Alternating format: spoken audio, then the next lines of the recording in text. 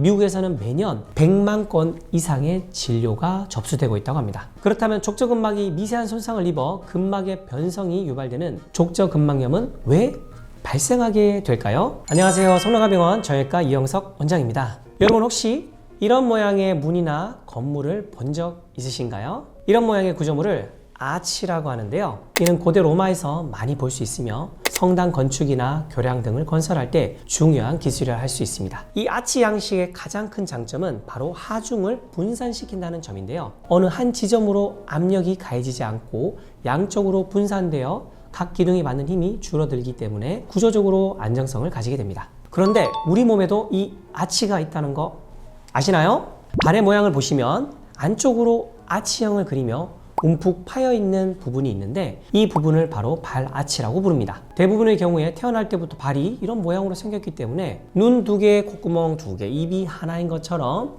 발은 그냥 이렇게 생겼다 하고 별다른 생각을 안 해보셨을 텐데요. 사실 너무 자연스럽게 받아들이던 이 발의 아치는 굉장히 세심한 역할을 하며 매우 중요한 부위라고 할 수 있습니다. 만약 이 모양이 여러 이유로 무너지게 된다면 어떻게 될까요? 오늘은 이와 관련된 질환과 그 치료법에 대해 설명드리도록 하겠습니다. 발의 아치 모양을 유지하도록 하는 구조물을 족저근막이라고 합니다. 이는 발 뒤꿈치부터 발바닥 전체로 이어지는 아주 질기고 튼튼한 섬유 조직으로 발바닥을 지지하는 넓은 끈처럼 생긴 막이라고 생각하시면 됩니다. 족저근막은 몸무게를 견디는 기능을 하는데 아치형의 모양 덕분에 최소 87kg에서 최대 145kg까지 하중을 견딜 수 있다는 실험 결과도 보고된 바 있습니다. 이는 탄력성도 가지고 있어 우리가 걷거나 뛸 때 발바닥으로 전해지는 충격을 완화하기도 합니다.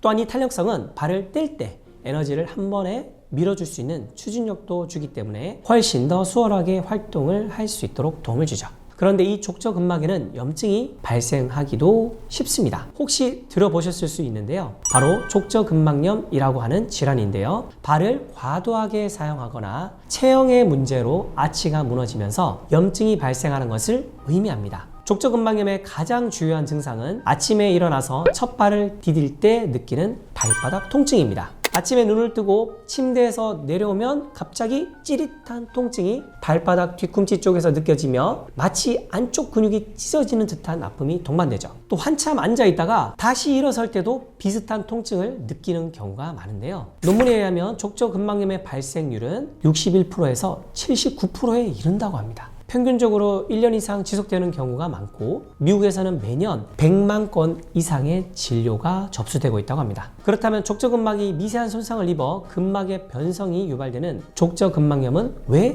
발생하게 될까요? 구조적으로 발바닥의 아치가 정상보다 낮아 흔히 평발이라고 불리는 분들이나 아치가 정상보다 높은 요적인 경우 족저근막염의 발병률이 높습니다. 또한 다리 길이 차이나 발의 변형, 대퇴부 근육의 약화도 영향을 줄 수 있는데요. 이는 모두 발바닥의 하중을 고루 전달하지 못함으로 인해 발생하는 것이며 지나치게 걷거나 서 있는 경우 또는 과도하게 활동했을 때 발생할 수도 있습니다. 특히 운동을 좋아하는 사람들 중에서도 무리한 훈련으로 인해 족저근막염에 시달리는 경우가 종종 있는데요. 이처럼 족저근막염은 주로 발에 가해지는 압력에 기인한다고 말씀드릴 수 있습니다. 마찬가지로 굽이 높은 하이힐이나 지면의 충격을 그대로 흡수하는 플랫슈즈와 같은 신발을 자주 신는 분들도 주의하셔야 하는데요. 특히 나이가 들수록 발바닥에 있는 쿠션 역할을 해주는 지방층이 줄어들고 근육이 약해지면서 염증 발생 확률이 커지기 때문에 평소에 내 발에 잘 맞는 편안한 신발을 신어주시는 것이 좋습니다. 만약 발바닥 통증이 지속됨에도 불구하고 아무런 대처 없이 그대로 둔다면 발의 구조나 모양에 변형이 생기게 되면서 더욱 큰 문제로 이어질 수 있기 때문에 반드시 적절한 치료로 증상을 완화하시는 것이 좋습니다.